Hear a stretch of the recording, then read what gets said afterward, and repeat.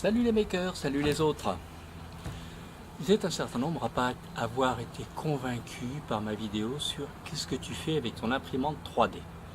C'est vrai que j'ai un peu botté en touche avec humour en disant que je faisais surtout des pièces pour améliorer l'imprimante 3D ou pour m'aider à faire des vidéos sur ce que je faisais sur mon imprimante 3D. Alors j'ai choisi aujourd'hui 3 exemples de choses. La première, c'est le teneur d'Apivard. D'abord, l'Apivard, c'est quoi? C'est ces petites lanières là qui sont enduites de médicaments, traitement anti-varroa, qui est une espèce de poux qui attaque les abeilles, et qu'on vient mettre entre les cadres, comme ceci, entre les cadres, devant le couvain, c'est-à-dire là où il y a les embryons et les larves d'abeilles, pour les traiter contre le varroa. Alors, ces lanières, elles sont livrées en paquet, comme vous le voyez là, et elles ont 3 modes de pose. Un mode où on utilise le petit clip intégré, un mode où on met une petite pièce ou une petite brindille que j'ai mise au milieu, et puis j'ai fait mon teneur d'Apivard qui est là.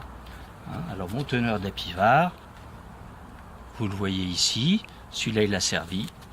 Donc il vient se clipper dans le trou de l'Apivard, et là, après ça, ça tient pas mal. Et on vient le glisser contre le couvain, entre les rayons. Voilà la gueule que ça a d'ailleurs en fin de saison. Alors ce que vous pouvez voir, c'est que ce lecade me permet de mettre mes lanières d'Apivard beaucoup plus bas.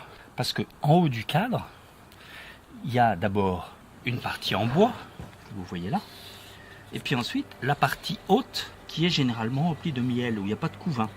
Vous voyez là sur la photo, j'ai mis une brindille qui imite un peu la limite du miel. Donc l'important, c'est que l'Apivard soit pile sur le couvain.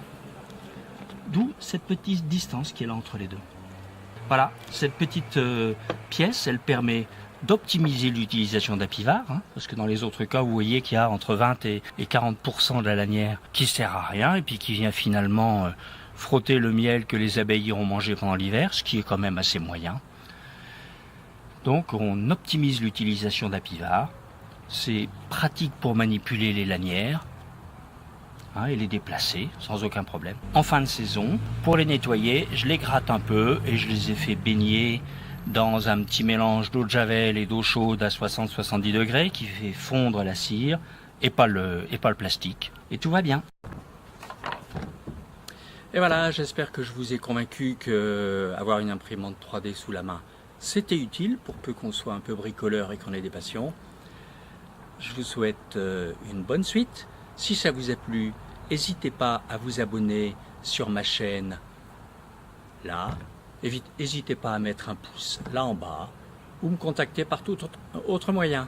Allez, salut!